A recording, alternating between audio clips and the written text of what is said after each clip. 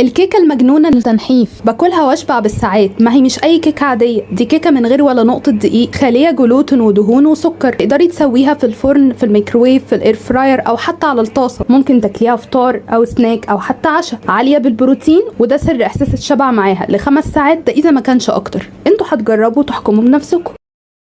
بالنسبه لمقادير الكيك بتاعي النهارده بسيطه جدا. اولا معايا البيضه اللي معايا حجمها كبير، ومعايا معلقتين كبار من طحينه السمسم الخام اللي هي بيور جدا بدون اضافه ولا انواع دقيق ولا زيوت، علشان تبقى معاكي صحيه. يا تشتريها من مكان موثوق منه، يا اما تعمليها انت بنفسك في البيت، وطريقتها سهله جدا. بتجيبي السمسم بتحمصيه على الخفيف، او تشتريه انت متحمص جاهز بيبقى لونه ذهبي فاتح كده. بعد كده بتبتدي تطحنيه في مطحنه، في كبه، في خلاط، باي آلة عندك. المهم تبقى قويه وتستحمل ان هي تحول السمسم الحبوب ده لطحينه من غير اضافه اي زيوت. بتضربي شويه وبتريحي الآلة بتاعتك وترجعي تضربي تاني، وهكذا لغايه لما يتحول معاكي لطحينه بالقوام اللي انت عايزاه.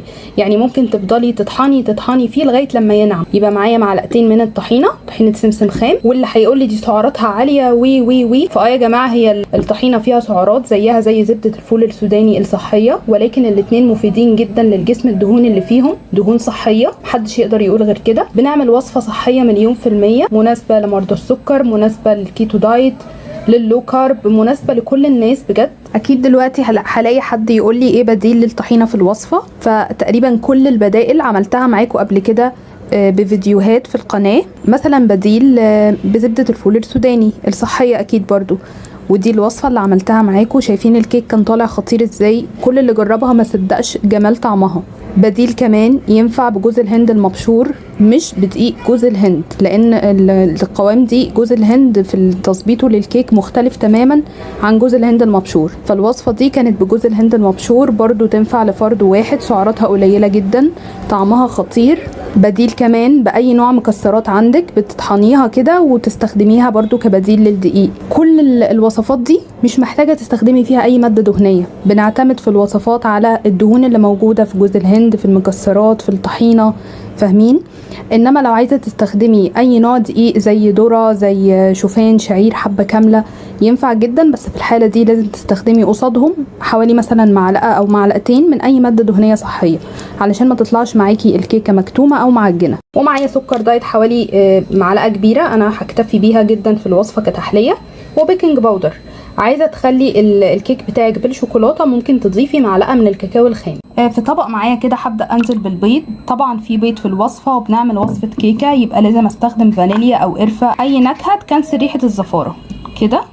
وهضيف عليهم ظرف من السكر الدايت اللي هو 2 باكو. والسكر اللي انا بستخدمه للي دايما بيسأل هو سكر ستيفانا ده نوع من انواع ستيفيا، بس نوع سعودي، متوفر جدا جدا اونلاين، كل المواقع تقريبا، سهل جدا تجيبيه وتوصلي له. وهقلب. الوصفه مش محتاجه خالص تستخدمي فيها ادوات كتيره، ولا مضرب كهرباء، ولا خلاط. تقليب بس بالمضرب اليدوي لمده دقيقه كده بس. تدخلي شويه هواء للبيضه، مش اكتر من كده، وتخلطيها مع السكر. حلو. بديل للسكر الدايت لو عايزه تستخدمي معلقه كبيره من العسل، ينفع جدا.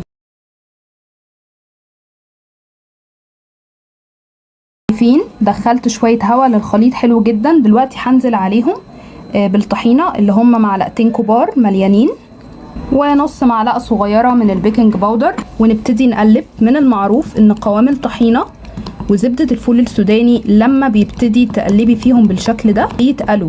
يعني دلوقتي القوام ده هيتقل، وهنحتاج ممكن كمان نخففه بشويه سائل. نحاول بس نقلب حلو جدا علشان البيكنج باودر ما يبقاش مكلكع. شايفين القوام عامل ازاي؟ ده طبعا مش قوام كيك خالص، تقيل. هبتدي اخففه بشويه سائل، ميه او حليب. تمام، هخفف بشويه ميه.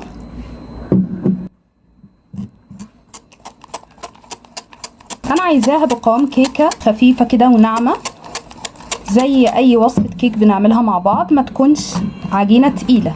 بس كده، هو مجرد نقطتين ميه فكوا القوام، وكده تحفه. مش محتاجه اخفف ولا ازود اكتر من كده. شايفين؟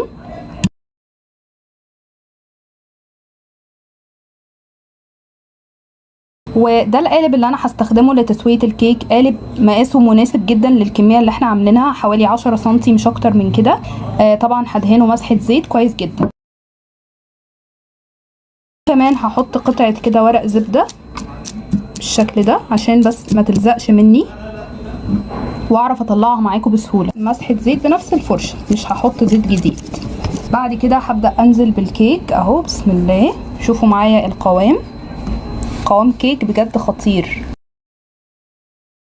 تقدري بقى للتسوية تدخليه الميكروويف او الاير فراير او الفرن. انا عن نفسي هدخله الفرن لان ده اكتر حاجة موجودة عندنا كلنا، على درجة حرارة 180 في الرف الاوسط. واستنوني لما يطلع اقول لكم تفاصيل التسوية. ده معايا بيكون شكل الكيك بعد خلاص ما استوى وطلعته من الفرن. ما شاء الله، شايفين حجمه تضاعف ازاي وملى القالب كله اساسا. قعد معايا في التسويه يعني من 15 ل 20 دقيقه في الحدود دي علشان يستوي وياخد لون ذهبي كده من كل الاطراف. بالسكينه كده همشي على كل الجوانب بتاعتها بالشكل ده. بصوا يا جماعه شكلها تحفه ازاي، واخده لون ذهبي من كل الاطراف، بجد خطيره. جهزت لها صوص شوكولاته كنت عاملاه معاكم قبل كده في فيديو، من غير ولا مكعب واحد من الشوكولاته. هاخد منه كده معلقه كبيره تزيين مش اكتر، طبعا دي خطوه اختياريه جدا. شويه مكسرات كده من فوق الوش. هقطع بقى معاكم كده حته نشوفها مع بعض من جوه. ما شاء الله هي هشه جدا بجد. بصوا يا جماعه بجد، شايفين جمال الكيك؟ مين يصدق ان دي كيكه معموله بالطحينه من غير ولا نقطه دقيق؟ لا وهشه جدا. بصوا طريه قد ايه، ما شاء الله خطيره. بالنسبه للسعرات الحراريه وكميه البروتين اللي موجوده في الكيك كله على بعضه، السعرات حوالي 270 سعر حراري. عشان كده بقول لكم نقدر ناكلها كلها في وجبه سناك او فطار او حتى عشاء، مشبعه جدا لانها عاليه بالبروتين. عارفين فيها قد ايه بروتين؟ فيها حوالي 13 جرام بروتين، فبجد مشبعه جدا. غير بقى طعمها اللذيذ، خطيره. اللي بيحب اكتر السمسم يعملها بالطحينه، اللي بيحب طعم السوداني اكتر يعملها بزبده الفول السوداني. هتعجبكم جدا بجد. جربوها وقولوا لي رايكم، واشوفكم مع فيديو جديد. احلى متابعين في الدنيا، مع الف سلامه.